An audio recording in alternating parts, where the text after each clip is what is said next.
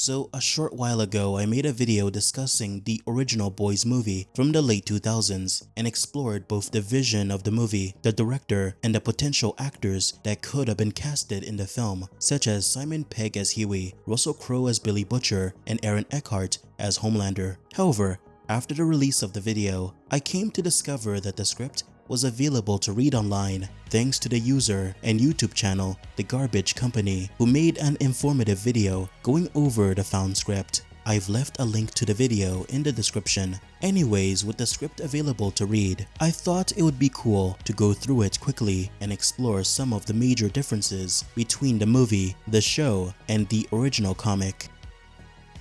The first thing that stands out when you read the script is just how much less serious it feels compared to the final Amazon show. The series definitely has comedy, but it still plays like a grounded drama most of the time. This 2009 movie script feels chaotic. It's actively trying to punch you in the face every page with gore, satire, or something completely unhinged. Kind of like me, and weirdly enough, that's actually what makes it much closer in spirit to the original Boys comic. A lot of people who've only watched the show don't realize this, but the comics are honestly ridiculous, intentionally over the top, mean-spirited, edgy, hyper-violent, and constantly making fun of celebrity culture, corporations, superheroes, politics, and basically society in general. The TV show tones a lot of that down and makes the characters more emotionally grounded. I can totally see why they were talking to Adam McKay to direct. His satirical over-the-top style would have been perfect for this film.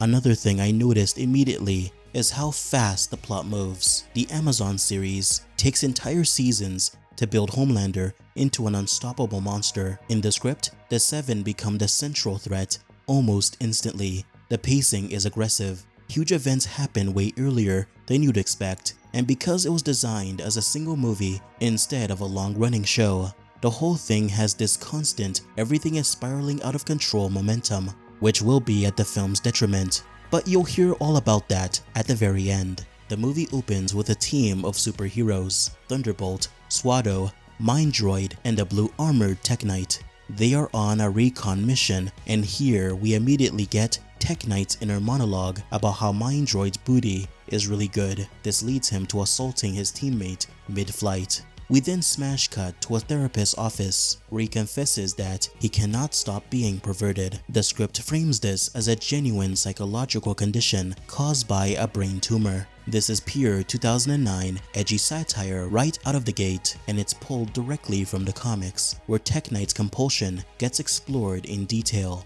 While he's in the office, there's a big emphasis on this strange, floating object in the sky, the Seven's hover fort, their massive floating headquarters. That's another cool detail the script keeps from the comics, unlike the show where the Seven just operate in a regular skyscraper, which is indicative of the show's more grounded nature. Speaking of the Seven, fans of the comic will notice that they feel pretty close to their early comic book versions. In the show, they're built up as this long-term looming force. In the movie, they're a ticking time bomb that needs to be dealt with right away.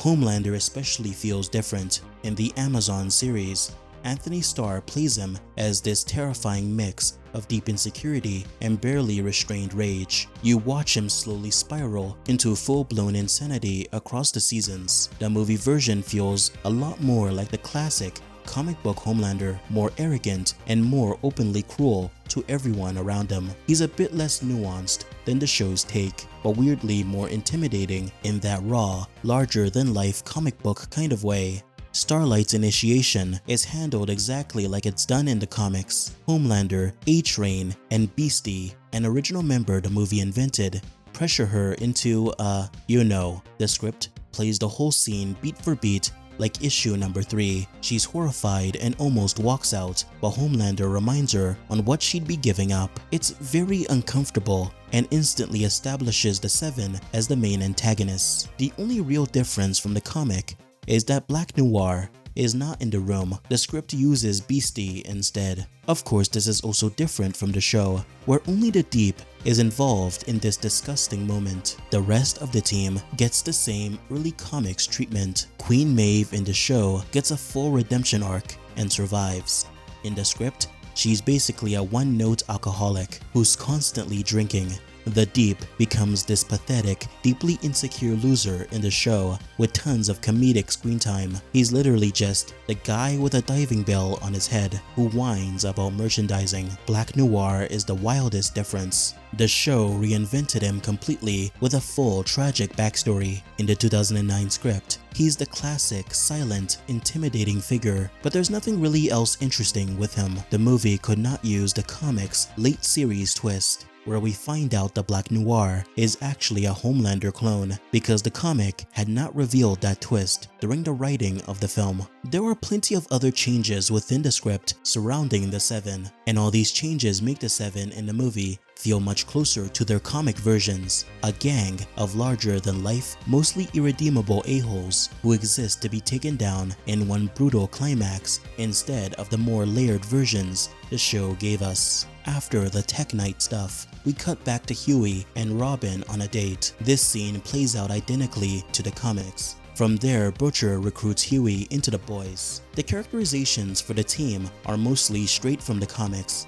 Butcher injects Huey with Compound V almost immediately, and turns out the team has been using small doses the whole time. It gives them low-level super strength. The concept is pulled directly from the comics. The script's original plot centers on V Prime, a cheap, unstable version of Compound V.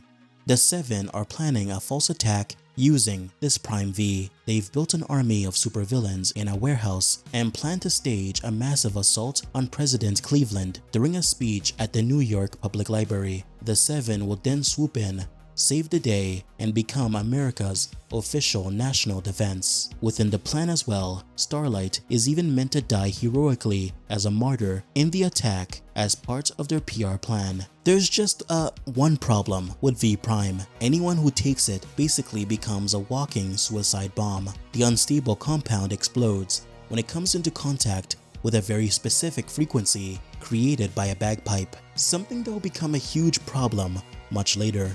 Tech Knight, after getting his brain tumor removed, which was causing all his weird tendencies, flips sides and helps the boys by building a ridiculous sonic trigger button based on that bagpipe frequency. The plan is simple: inject the Seven with V Prime during a battle, which makes them stronger but also unstable. Then hit the trigger and make their heads explode. Sounds simple enough. The final battle is pure chaos. The boys steal a helicopter, fly up to the Seven's floating hoverfort, blow a hole in the side, and charge in, guns blazing. The fight is brutal and intense. Eventually, the trigger button rolls away across the floor with everyone down. A-Train is choking Huey. Homelander is about to crush Butcher's skull, and Queen Maeve has the female pinned down with her sword. Then Starlight, who finally sees the truth, grabs the button and presses it. Every injected member of the Seven's head explode in an instant. Homelander,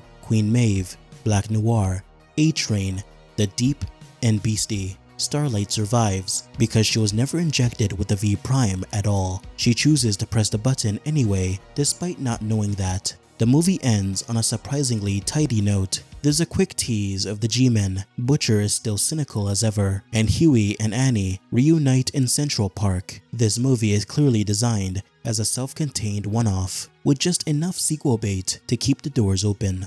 I know what you're thinking. That's it? Yeah, I had the exact same reaction when I finished reading it. Killing off the entire Seven in the first movie is definitely a choice, and it's the clearest symptom of the script's breakneck pacing, because it's trying to cram a full Take Down the Seven story into one film. The Seven themselves feel super underdeveloped. All the characters who should have a deep personal connection end up feeling half-assed. Honestly, it's kind of a baffling decision.